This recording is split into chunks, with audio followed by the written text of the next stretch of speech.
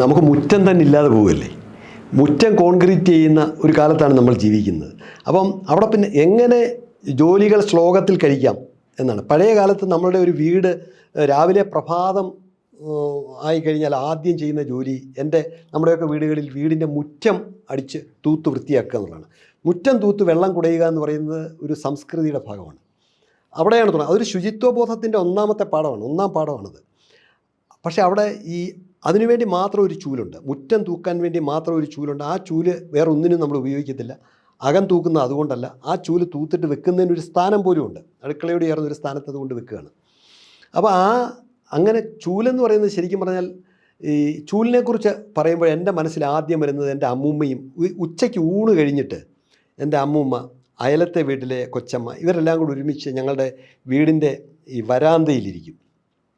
ഇരുന്നിട്ട് അവരുടെ ജോലി എന്ന് പറഞ്ഞാൽ ഈ 2 വലിയ ഓല, പച്ചോല വെട്ടി അതിലെ ഈർക്കിൽ എടുക്കുക എന്നുള്ളതാണ്. അതിങ്ങനെ ചെയ്യുന്നത് ഈ ഊണ് കഴിഞ്ഞിട്ട് നാട്ടിലെ മുഴുവൻ വർത്തമാനങ്ങളും കൊച്ചു വർത്തമാനങ്ങളും പറഞ്ഞ് ഇവരൊരു 3-4 പേര് ചേർന്നിരുന്ന് ഈ ഓലക്കാലി ഈർക്കിലെടുക്കുന്ന ഒരു ഓർമ്മയാണ് ഈ ചൂലിനെ പറ്റി പറയുമ്പോൾ എൻ്റെ മനസ്സിൽ ആദ്യം വരുന്നത്. അന്ന് അവർക്കതൊരു അധ്വാനമായിരുന്നില്ല, അതൊരു ആവശ്യബോധത്തോടു കൂടി ചെയ്തിരുന്ന ഒരു കാര്യമാണ്. മാത്രമല്ല ഒരുപാട് നാട്ടിൽ നടക്കുന്ന കാര്യങ്ങൾ, വീട്ടിലെ കാര്യങ്ങൾ, നാളെ കൊച്ചിൻ്റെ കല്യാണ കാര്യങ്ങളൊക്കെ ഈ ഈർക്കിലി ചെയ്യുന്നതോടൊപ്പം അവിടെ നടക്കുകയാണ്. ആ സംഭാഷണത്തിൽ മധ്യേ അതെല്ലാം വരുന്നുണ്ട്. അതാണ് എൻ്റെ ഒരു ഓർമ്മ. പിന്നെ ചൂലിനെക്കുറിച്ച് പറയുമ്പോൾ ഇന്നിപ്പോൾ ചൂലൊരു വ്യവസായമാണ്. തമിഴ്നാട്ടിൽ നിന്ന് ഈർക്കിൽ ചൂല് ഏറ്റവും കൂടുതൽ വിറ്റഴിയുന്നത് കേരളത്തിലാണ്. നമ്മളിപ്പോൾ പലപ്പോഴും പച്ചക്കറി തമിഴ്നാട്ടിൽ നിന്ന് വരുന്നു, പാല് വരുന്നു എന്നേ പറയുന്നുള്ളൂ. പക്ഷേ ഈർക്കിൽ ചൂല് ഇപ്പോൾ തൊടുവട്ടിയിൽ നിന്ന് ഏറ്റവും കൂടുതൽ ചൂല് മധുരയിൽ നിന്നും തൊടുവട്ടിയിൽ നിന്നും രാവിലെ ട്രെയിനിന് വരുന്നു. അതൊരു ഒറ്റക്കെട്ടായിട്ടാണ് അവർ ഈർക്കിൽ കൊണ്ടിരുന്നത്. എന്നിട്ട് സ്റ്റേഷനിൽ തന്നെ ഏതെങ്കിലും ഒഴിഞ്ഞ കോണിലിരുന്നാണ് അവർ അത് ചൂലായിട്ട് കെട്ടിമാറ്റുന്നത്. ഓരോ കടകളിലും കൃത്യമായിട്ട് കൊണ്ട് കൊടുക്കുകയും മാസത്തിൽ 2 പ്രാവശ്യം അവരത് ഇവിടെ എത്തിച്ചു കൊടുത്ത് അതിന് പണം വാങ്ങി പോകുന്നുണ്ട്. കോടിക്കണക്കിന് രൂപയുടെ ബിസിനസ്സാണ് ചൂലിൻ്റെ ബിസിനസ് എന്ന് പറയുന്നത്. ഒന്ന്. പിന്നെ ഈ ചൂലുമായിട്ട് ചേർന്നുള്ള ധാരാളം, ഇപ്പോൾ ചൂലിട്ട മുറ്റത്തെ ചേരുള്ളൂ, ഇങ്ങനെ ചൂലുമായി ചേർന്ന് ധാരാളം ഈ അടിച്ചാൽ നുള്ളാത്ത ചക്കിയുണ്ടോ, ഇങ്ങനെ ചൂലുമായിട്ട് ചേർന്ന് കുറേയേറെ പ്രയോഗങ്ങളുണ്ട്.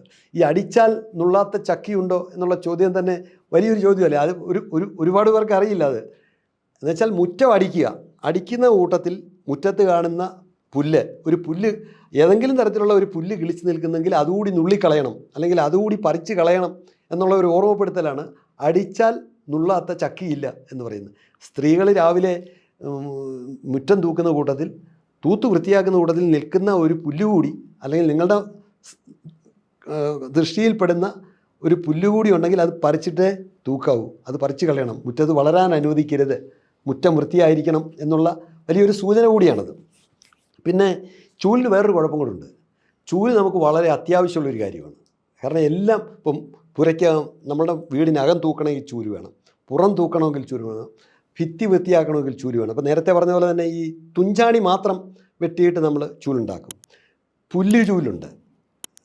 അതുപോലെ തണുങ്ങ്, നമ്മളുടെ കമുകിൻ്റെ ഓല വീണ് കഴിഞ്ഞാൽ അത് നമ്മൾ ചെറുതായിട്ട് കെട്ടിയിട്ട് തണുങ്ങ് ചൂലുണ്ടായിരുന്നു. ഇങ്ങനെ ചൂല് തന്നെ പലവിധം ഉണ്ടായിരുന്നു. അപ്പോൾ ഈ ചൂലിനൊരു കുഴപ്പമെന്ന് പറഞ്ഞാൽ ചൂല് എല്ലാം വൃത്തിയാക്കുന്നതും ശുദ്ധിയാക്കുന്നതുമാണെങ്കിലും ചൂല് അശ്രീകരമായിട്ടാണ് നമ്മൾ കൂട്ടുന്നത്. അതായത് ഇപ്പോൾ ഒരു യാത്ര പോകുമ്പോൾ ചൂലുമായിട്ട് ഒരാൾ കടന്നു വരാൻ പാടില്ല, അതൊരു നിഷ്ഠയാണ്. അപ്പോൾ ചൂല ജീവിതവുമായിട്ട് ചേർന്ന് എല്ലാം ശുദ്ധിയാക്കുകയും നമ്മളെ വെടിപ്പാക്കി മാറ്റുകയും ചെയ്യുന്നതാണെങ്കിലും ചൂലിന് നമ്മൾ ഒരു പവിത്രത കൽപ്പിക്കുന്നില്ല. ഇപ്പോൾ ഈ ആടിയറുതിക്ക്, ഇപ്പോൾ ഈ ചിങ്ങമാസം പിറക്കുന്നതിന് മുമ്പായിട്ട് നമ്മൾ കർക്കിടകം അവസാനം പഞ്ഞവും പറുതലയും കളയുക എന്ന് പറയുന്ന ആടിയറുതി നടക്കുമ്പോൾ നമ്മൾ വീട്ടിലുള്ള പഴയ സാധനങ്ങൾ, പഴയ കീറിയ മുറം, അതുപോലെ തന്നെ കുട്ട, വീട് തൂത്തുവാരി കിട്ടിയ എന്തെങ്കിലും, അതുപോലെ തന്നെ പഴയ ഈ ചട്ടി, ഇതെല്ലാം ഈ പഴയ മുറത്തിനകത്താക്കിയിട്ട് അതിനോടൊപ്പം പഴയ ചൂലും വെക്കും. ഇതെല്ലാം കൂടിയാണ് നമ്മൾ പുറത്ത് കൊണ്ടുപോയി കളയുന്നത്. എന്താണ്? പൊട്ടി പുറത്ത് ശിവോതി അകത്ത് എന്ന് പറയുന്ന ഒരു മനസ്സോടുകൂടിയാണ് നമ്മൾ, അതായത് ശ്രീ ഭഗവതിയെ നമ്മൾ അകത്തേക്ക് സ്വീകരിക്കുകയാണ്. അതായത് ലക്ഷ്മി ഭഗവതിയെ, ഐശ്വര്യത്തെ നമ്മൾ പുതിയ വർഷം ആരംഭിക്കുന്നു, ഐശ്വര്യത്തെ വീട്ടിലേക്ക് ആവാഹിച്ചെടുക്കുകയാണ്, മനസ്സുകൊണ്ടും നമ്മുടെ പ്രവൃത്തി കൊണ്ടും. അപ്പോൾ അത് ചെയ്യുമ്പോൾ അവിടെ നമ്മൾ ചൂലൂടെ പുറത്ത് കളയുകയാണ്. അപ്പം ഞാനതിൻ്റെ ആ ഒരു വൈരുദ്ധ്യമാണ് പറഞ്ഞത്. എല്ലാം വൃത്തിയാക്കുന്ന ഒരു സാധനത്തിന് ആക്കുന്ന സാധനമാണ് ചൂല്. പക്ഷേ അതൊരു അശ്രീകാരമായിട്ടാണ് നമ്മൾ. ഇപ്പോൾ ഓണത്തിന് ഓണാട്ടുകരയിലൊരു പ്രത്യേകതയുണ്ട്. ഈ ഓണ ദിവസങ്ങളിൽ, ഉത്രാടവും തിരുവോണവും ദിവസങ്ങളിൽ ചൂല് കൊണ്ട് തൂക്കില്ല നമ്മൾ വീടിനകവും അടുക്കളയും ഒന്നും. അപ്പോൾ നമ്മൾ കാശിത്തുമ്പ എന്ന് പറയുന്നൊരു തുമ്പയുണ്ട്, അത് ചെറുതായിട്ട് കുറ്റിത്തുമ്പയാണ്, അത് കെട്ടിയിട്ട് അതുകൊണ്ടാണ് തൂക്കുന്നത്. അന്ന് ഈ ചൂലകത്തുണ്ടെങ്കിൽ മഹാബലി നമ്മുടെ വീട്ടിലേക്ക് വരില്ല എന്നുള്ളതാണ് സങ്കല്പം. അപ്പോൾ മഹാബലിക്ക് കാണാൻ പറ്റിയ ഒന്നല്ല, മഹാബലിയുടെ വരവിനെ തടയുന്ന ഒരു അശ്രീകരമാണ് ചൂലെന്നാണ്. അപ്പോൾ ചൂലെല്ലാം വൃത്തിയാക്കുന്നതാണെങ്കിലും അതിന് ഒരു പവിത്രത നമ്മൾ കൽപ്പിച്ചിട്ടില്ല. പക്ഷേ ഇപ്പം നിന്നുകൊണ്ട് തൂക്കുന്ന ചൂല്, ഇപ്പോൾ ഈ മുനിസിപ്പൽ ജീവനക്കാരൊക്കെ തൂക്കുന്ന പോലെ നിന്നുകൊണ്ട് തൂക്കുന്ന ചൂല്, അതുപോലെ തന്നെ പ്ലാസ്റ്റിക് ചൂല്, എന്തിനേറെ ഇനിയിപ്പോൾ ഒരു ബട്ടൺ അമർത്തിയാൽ മുറിക്കാതെ തൂക്കുന്ന നിലയിലേക്ക് AI സംവിധാനങ്ങൾ, നിർമ്മിത ബുദ്ധി പോലും ലൂടെ ഉണ്ടാകുന്ന പുതിയ സംവിധാനങ്ങളൊക്കെ കടന്നു വരുമ്പോൾ നമ്മൾ ചൂല് വീണ്ടും ചൂലായി നിലനിൽക്കണമെന്നൊക്കെ ആഗ്രഹിക്കുന്നതിൽ അർത്ഥമില്ല. എങ്കിലും ഇങ്ങനെയൊന്നുണ്ടായിരുന്നു.